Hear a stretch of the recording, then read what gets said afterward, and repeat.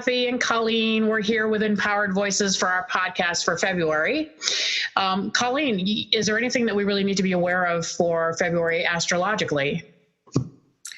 Well, actually, there is. In February, of course, again, we had those eclipses that we've been dealing with. First, we had the new moon solar eclipse on December 25th.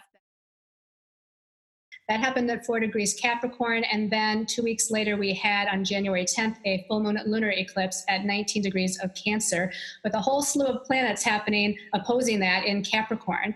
So since those eclipses are very powerful energies that last not only until the next new moon or not only until the next full moon, they're actually lasting for weeks to come. The eclipse energies heightens and energizes whatever's going on, intensifies the unfolding of events. So what I did was I looked at, was there anything in February astrologically that was happening? And what I saw that was around February 22nd, we have Mars, which is actually the activator planet. He rules energy, action, forward movement. And so in astrology, he's considered an activation planet.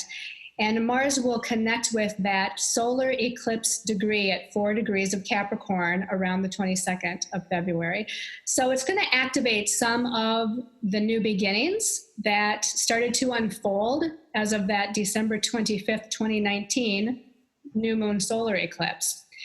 And then as we get towards the very end of February, and this is a little bit going into the beginning of March, but since our podcasts are coming out on the 11th of every month, I wanted to also mention that around March 3rd, so those very first few days of March, Jupiter is going to be opposing the full moon lunar eclipse degree at 20 degrees of Cancer. So that means that Jupiter is going to be at 20 degrees of Capricorn, which is where all those planets were. We had Pluto, we had Saturn, we had Mercury, we had the Sun and Jupiter all in Capricorn for that full moon lunar eclipse. And with Jupiter, Jupiter rules the expansion principle. He also rules our belief systems, our perceptions. He rules, abundance and prosperity. But it all hinges on that expansion principle. So I think that it's going to be a very important time period with Mars activating that solar eclipse degree around February 22nd. And Jupiter activating that lunar eclipse degree, which is going to expand some of those energies of completion and endings of what was happening full moon lunar eclipse right towards the end of February and right into the beginning of March. I also wanted to mention that when we're in February here, we have the sun in Aquarius, and then later in the month, it's in Pisces. And so we have this Aquarius and Pisces sort of influence. We're nearing the end of the zodiac. And that won't actually happen until March, where the sun has gone all the way through Pisces, the last sign of the zodiac. But we're nearing this ending of a cycle as we're nearing the ending of those two signs of the zodiac. Aquarius being about humanitarian service to other people, coming together as a collective or as a group of like-minded people to help the planet in some way, shape, or form. And then, of course, that transition into the Pisces energy, which is all about unconditional love and selfless service and compassion and creative and artistic expression as well. And, I don't always do this, but I felt guided to actually pull a card from one of my favorite decks. It's the Sirian Starseed Tarot. And I asked, what energy focus might we be in the month of February? And the card that came up was actually the Two of Chalices, which I was very, interested in seeing. This is like the Two of Cups in the traditional tarot. So to me, there's going to be a focus on relationship matters, which I think since the eclipses happened or started coming into play there towards the end of 2019, we're seeing a lot of changes and redirections and healing happening within relationships. Now, this is not just about romantic relationships, but it's about business relationships, like you and I starting this podcast. Mm-hmm. This is about friendships and family relationships as well. So I think there's a huge focus going on as we're, newly in this 2020 energy, which, by the way, the number 2 in 2020 is all about relationships, 2 people. So I think this whole year, but as I said, February, this was the focus to where we're, focusing on how can we make our connections deeper? How can we make them more authentic with one another? Again, no matter what the relationship dynamic is, we want to be more authentic. We want to be more unconditionally loving. We want to be of service. And we're forming partnerships, new partnerships, business associations, etc., in 2020 in general, but in the month of February, it seems like it's going to be a theme as well. Right. I mean, really good points to bring up. And I love that card came up for you, because it makes a lot of sense for where we're going, for sure. And a lot of information that I've been getting for myself, because those of you that have been watching the podcast up to now know that I'm not an astrologist, clearly, and really appreciate Colleen's gift, for sure, and coming together the way that we do. And we've had some amazing conversations, between her perspective and mine. And it's funny that we even talk about perspectives, because a lot of what I'm getting right now is people really getting sort of, I don't want to say lost per se, but just sort of not really knowing where to go, not really knowing what they can do for themselves, not really knowing, with everything going on in our universe, how intense it has been. And hearing that hopefully in February it's going to start to calm down, it sounds like, for sure. And of course, all of us are probably like, yay for that. But again, just that finding that place for yourself. And when I think of coming together, and when I think of two coming together, I think of yourself. I think of you coming together within yourself, coming together with the best and truest form of who you can be, going within and working on yourself and continuing to love yourself before you can allow yourself to work with anybody on the outside or be true friends or partners with anybody, or even in business.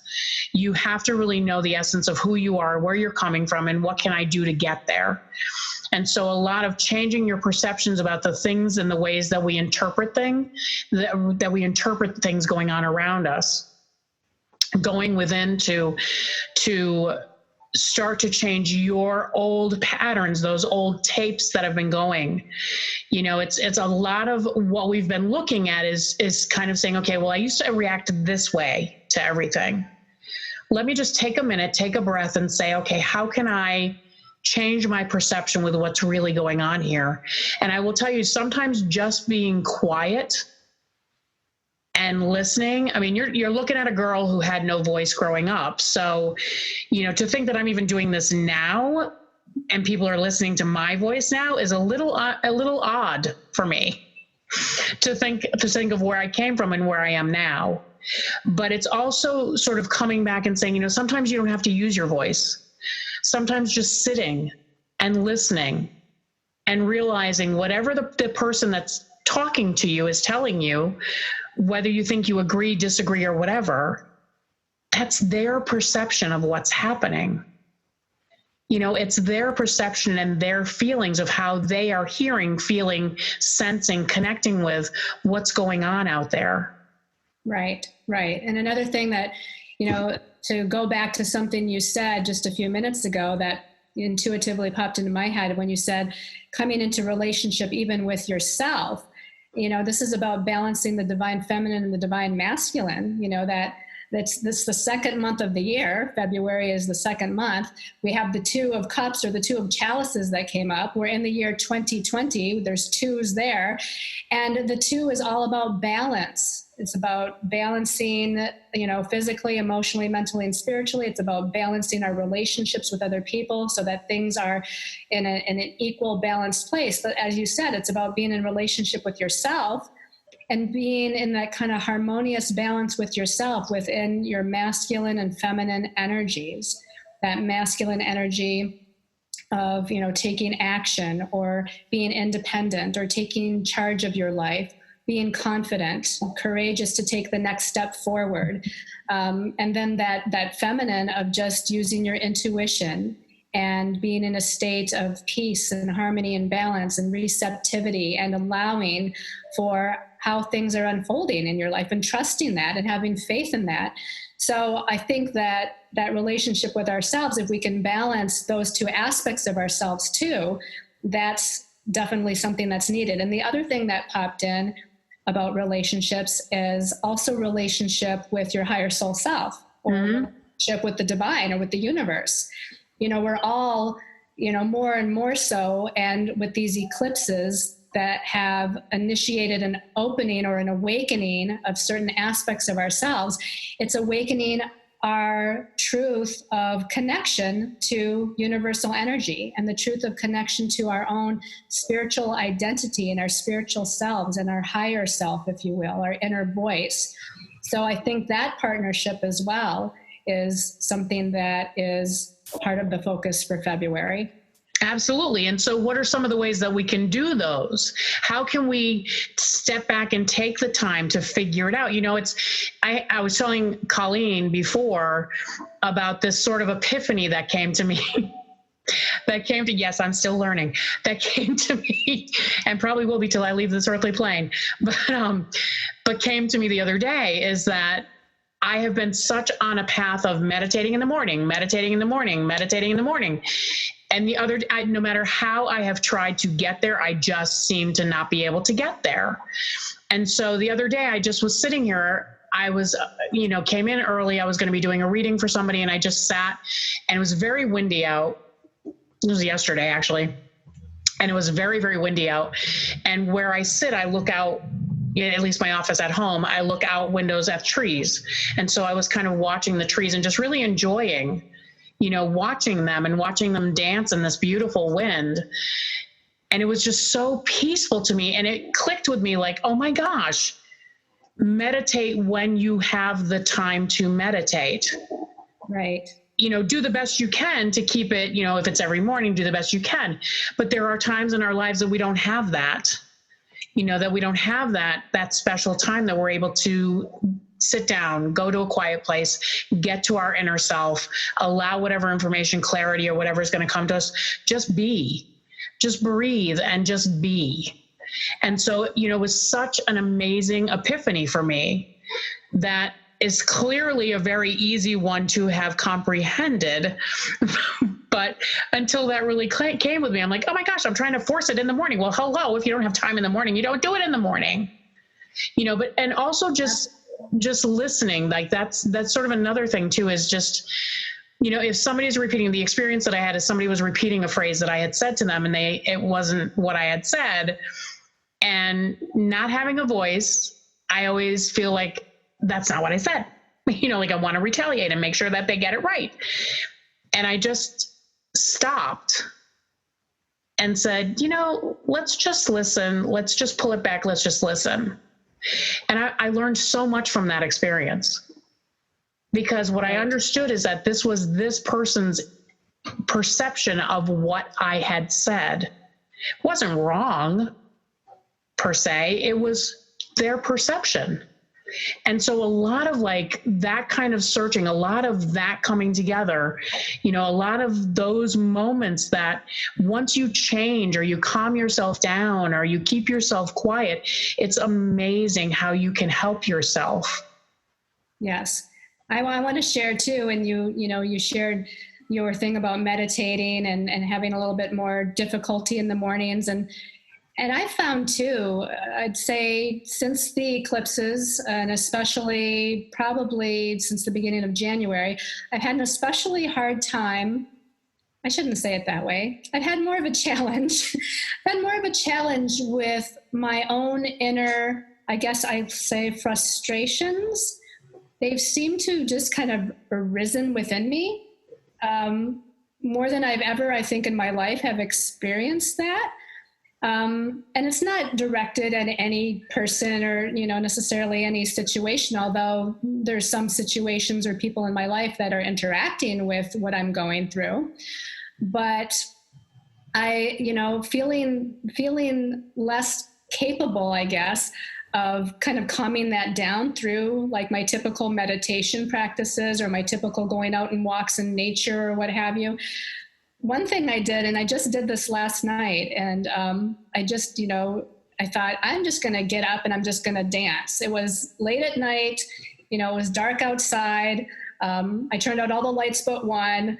I turned on a particular group that I like to listen to on YouTube, put in my headphones, and I just started like dancing all around where I live. And I'm just, just being silly and just kind of moving. And I think to me, it's about being able to release any kind of restricted energies within the body, any kind of anger, frustration, depression, those lower vibrational emotions and feelings or thoughts and belief systems that we have.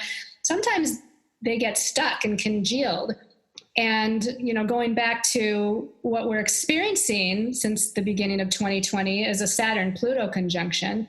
And Saturn can be very much like that. Saturn can be about structure and form, but it can be about things congealing into a space of not being able to kind of break free or break loose.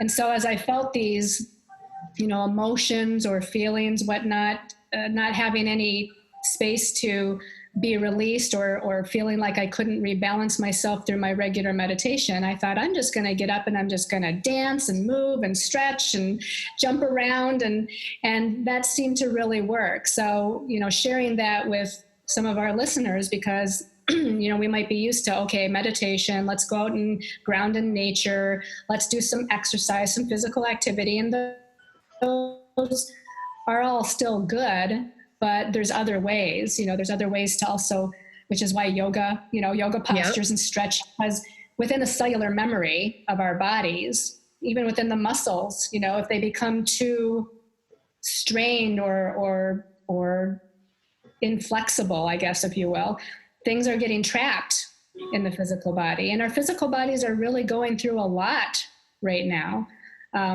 with these eclipses to be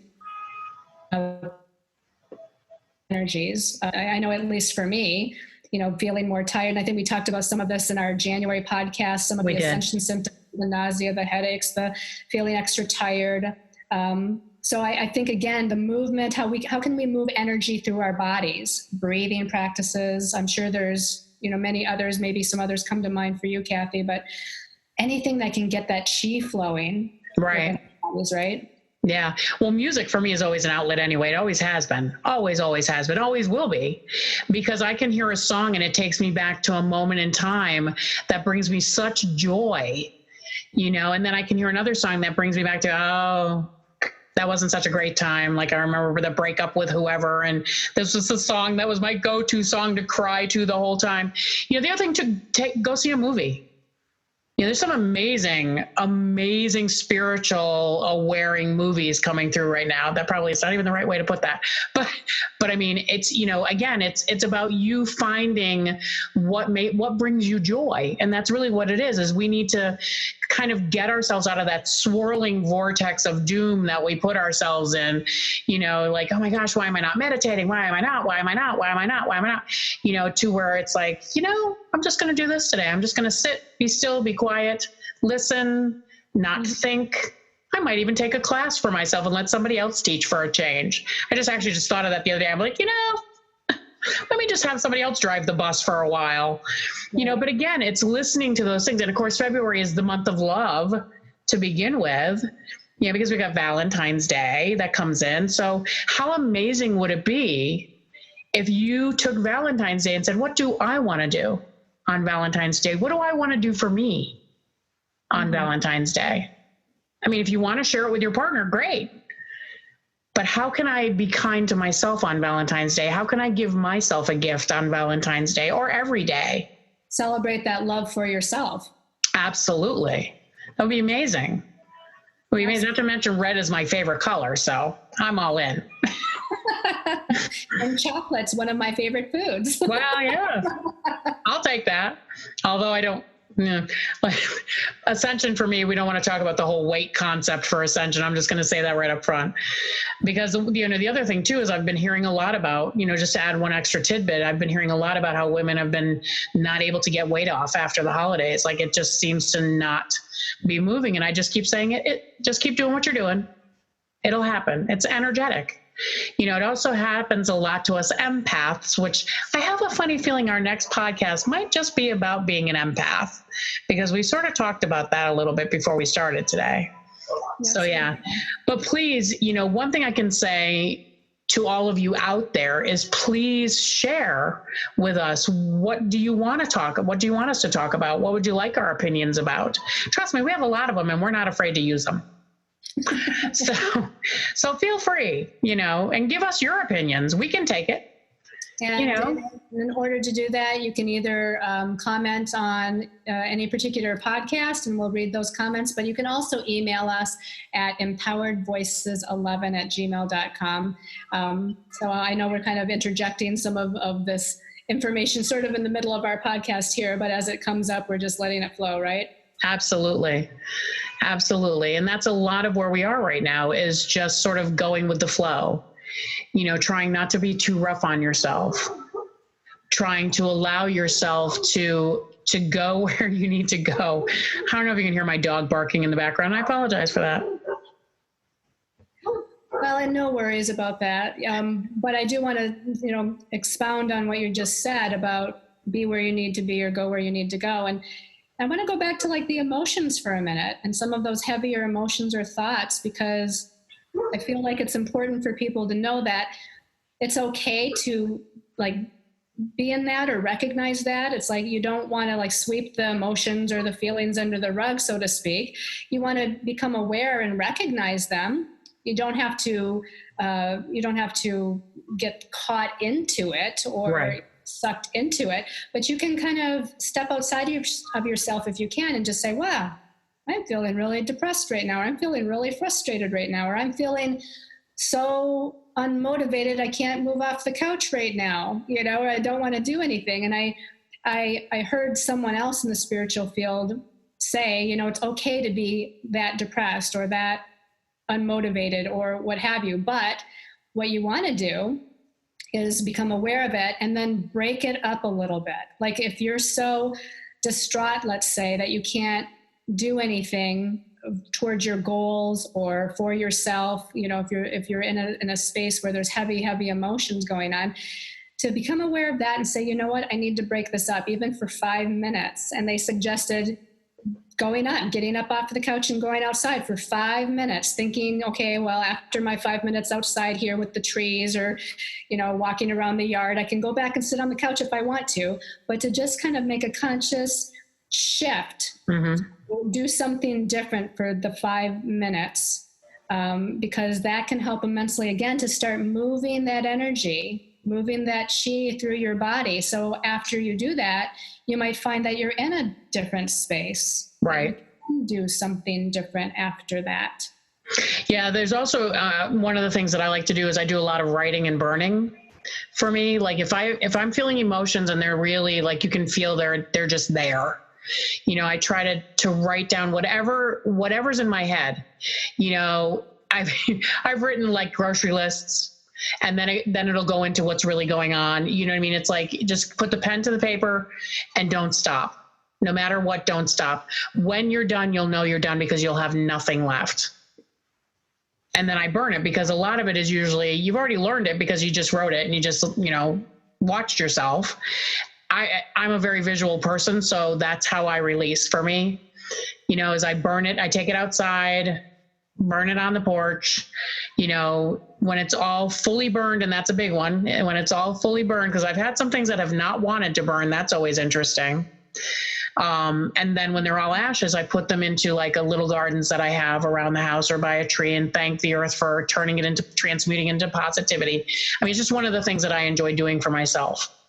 But it's amazing how I have had such beautiful epiphanies that usually come from my childhood, most of them, that really help me to say, oh my gosh, I was feeling this because of that. Like I never would have put the two of them together. Mm-hmm. Right? We've just had these amazing things that have happened to us over our lifetimes, but everything is moving you forward. It's not about losing. It's not about going into that space of how can I release this? How can I let this person go? Or how can I let the job go? Or how can I, whatever it is, what you're doing is you're not letting it go. You're creating space for the newness to come in. You're creating space for that new loving person who's going to support everything that you do and everywhere you want to go. You're going to allow that job, that new job that gets you so excited to go to that new job every day. You're allowing the space for that to come into you. It's almost like decluttering yourself in a way. And, too, if you're having a particularly hard time with, the letting go piece, and Kathy gave a suggestion on how to, I simply just call in my angels and guides, and I ask them to assist me in pulling the cords and helping me to let go, release, purge, transmute, and not just a connection with a person, but sometimes a connection with a situation or a circumstance, sometimes a connection with a feeling, an emotion, a thought, a belief system. And sometimes I'll even go through the motions, I'll be pulling cords from all my chakras and at the same time calling in, say, Archangel Michael to assist, with the pulling of the cords as well. So, you don't have to do it alone. I mean, certainly we want you to be empowered, to take your power back and to do these types of things for yourself through different ritual, like Kathy suggested with the burning. But you can also remember to call on those of the highest vibration of light that are there to assist you as well. Absolutely. Well, and not for nothing, it doesn't hurt to go somewhere and get some help. If you really feel like you need an energy cleansing and clearing, go to somebody you trust, look up somebody that can do that work for you. I know for myself, after I release something, I like to have energy work done for me because it helps me to feel like I've left, if there was anything I missed, they're going to take it. You know what I mean? They're going to let it go. And sometimes it's not easy for us to ask people to help us. Maybe you want that reading, if for nothing else, validation of what's going on in your life and what's happening in your life. It's okay to incorporate other people in therapy. Therapy is a great thing. I'm a big proponent of it. And again, it's allowing others to come in and help you with ways that you might have not thought of before. Right. How, and I'm going to ask you this question, Kathy, because I don't have children, but you do. I mean, how, we're talking about ways to support ourselves, but if let's say we have children or we have a significant other who's dealing with something really difficult, how do we support them? And especially, I guess I want to start with, how do we support the children? And, you being a mother, I'm sure you can speak to that. Well, it's interesting because the conversation that I was talking about happened to be with my daughter, and she was repeating something that I had said to them, and it wasn't how I said it. So I'm going to say that up front. But again, and she kind of, I'm just going to share this because, Colleen, me, I'm pretty much an open book in my life. She's like, and this is what you do. You get mad. And it's not that I was mad.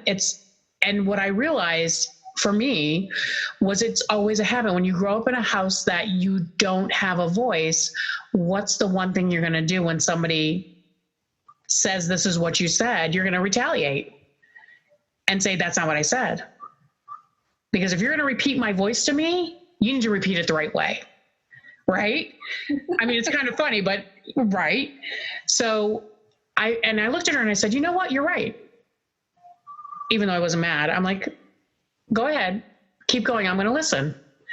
And it was the most amazing moment for me to just sit back and just listen, because one of the most important things in my household for me, because of where I grew up and how my perception of my child life was, I want my kids to at least know that they've been heard. Like, that's probably the most important thing for me. And so just really listening to them and kind of helping them. I mean, you're not going to have all the answers. You're just not. As a parent, you're going to do the best that you can. But I will tell you, a lot of the things that we've discussed, I have shared with my children. My children have their own concepts at this point in time as to whether they're going to listen or not. Because, I'm going to be mom. I was going to be mom. And some days you listen to mom, some days not so much. So you do the best you can. You do the best you can. Yeah. And if there's somebody that you can help them with, therapy, getting them into therapy, getting them into a group situation that might help to empower them. Not for nothing, I've got two amazing gifted children. I have an amazing healer, and I have an amazing daughter that's a medium. So they're both following in my footsteps, and what they choose to do with it is totally on them.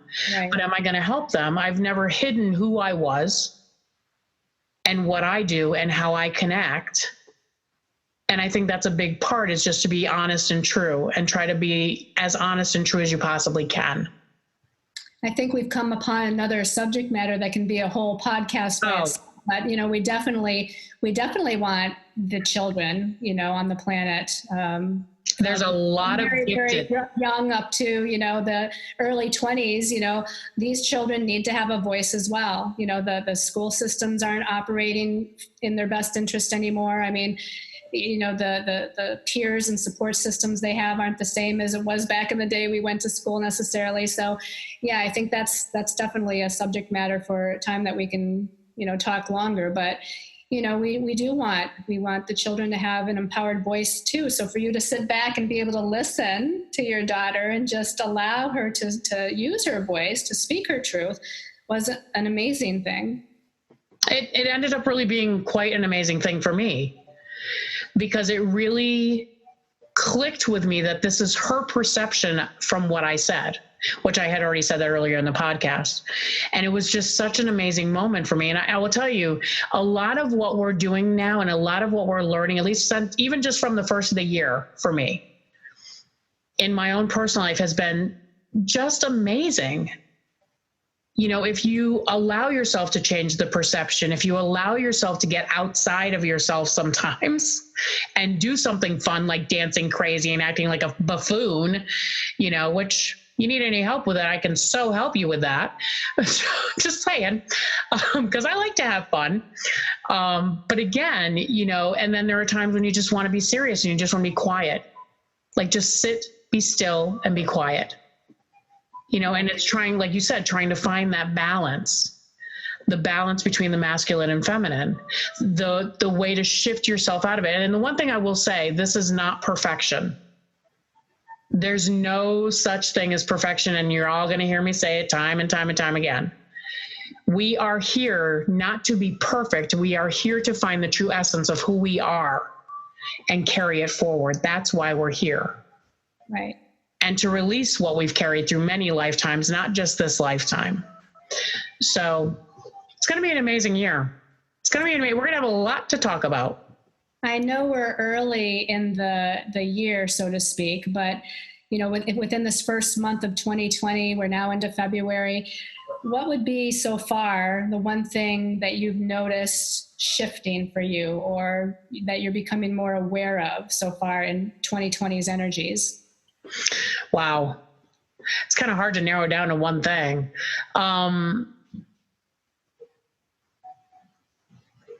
I probably would say, for me, who's an empath and who's a healer, which means I feel everybody's energy, the universe's energy, the sadness, the joy, the happiness, all of it, is just the fact of really starting to really put myself first. I would say that's probably the number one thing that I'm kind of amazed about. And still working through it. I'm not saying, I've got it all. It's, because as a healer and an empath, we always want to give. And so I think, if I had to pinpoint one thing that I'm really trying to be aware of this year, is actually the two most important ones, because I have to kind of put this one out there, is walking through the fear, not just talking the talk, but living what I've done. And not that I've never tried to do that before, but I mean, really holding myself accountable, really holding myself to be like, to not say it, to not fluff it, to not, try to sugarcoat it, just really be the true essence of who I can be in this, just right now in this moment in time. Right. I think for me, it's been about empowering my voice. Now, that might sound strange to some people, but in my everyday life of helping clients or assisting clients or my friends and even family, I feel like I'm pretty truthful and authentic and empowered. But when it comes to more interpersonal relationships is where I've always gotten caught up a little bit, being empowered in those real close personal types of relationships. So I've seen since the beginning of the year that I've been finding my voice a little bit more. My voice is a little bit more confident. My voice is a little bit more authentic. I've been more strong in being able to voice my thoughts or feelings or opinions. It's that emperor energy that we talked about in January, 2020 equaling a 4 and the fourth major arcana being the emperor. It's like I'm coming into this emperor energy, and balancing that with, again, going back to the balance of the feminine and masculine. I think I've always, me being a sign of the scales, Libra sign of the scales, I probably always kind of went more a little bit to the feminine, the empathic like you, and compassionate and loving, guiding, healing, assisting, whatever that we're here to do. So I think the emperor is now like showing his face, showing his energy a little bit, because I'm feeling a little bit more empowered in those really close interpersonal relationships. And it's needing to find now that healthy balance point with that. So I thought that would be a good way to kind of close off this, podcast. Do you have anything else that you want to share? No, I think that's actually a great thing to share, because, as you're talking, I'm like, oh, yeah, that makes a lot of sense as to what I was sharing about myself, because I'm the one that's always been the take charge, okay, we're going to do this and we're going to do this and we're going to do this, because coming from my family and not having a voice, I've kind of gone to that masculine side to where I'm like, we're going to do this and this and this. But it's sort of like nice to sort of sit back and let somebody else, as I always say, drive the bus in some ways. It's nice to just kind of be there. So finding that balance and just realizing, like, when you have those days to where maybe the masculine's showing itself a little bit more, and then the feminine might be showing itself a little bit more. I went through a period where I was crying for like a week. Right. Just at anything. Like, it didn't have to be sad. It didn't have to be happy. I just was very emotional. Mm-hmm. And so, again, it's allowing yourself to go through what you need to go through, and just kind of saying, well, this is kind of interesting. What's going on here? And allowing yourself that space to just be kind of interesting. Absolutely. So I don't know. I just love this connection that we're able to do with everybody out there, and love the fact that, both of us have been through a lot in the many years that we've been out here, and being able to share not just our experiences, but also our voices with everyone out there. I'm excited to see where this is going to go. I really look forward to this. And I hope for all of you that are out there, I hope that you're enjoying it. And I really would love to hear from you. We would love to hear from you, because I know we've talked about it. So let us know what you're thinking. Absolutely. Let us know what you want us to talk about. We'll talk about it. We'll share. Thank you for tuning in, everyone. We look forward to seeing you next month. Absolutely. Take care, everybody. Many blessings to all of you for sure. Bye-bye. Bye-bye.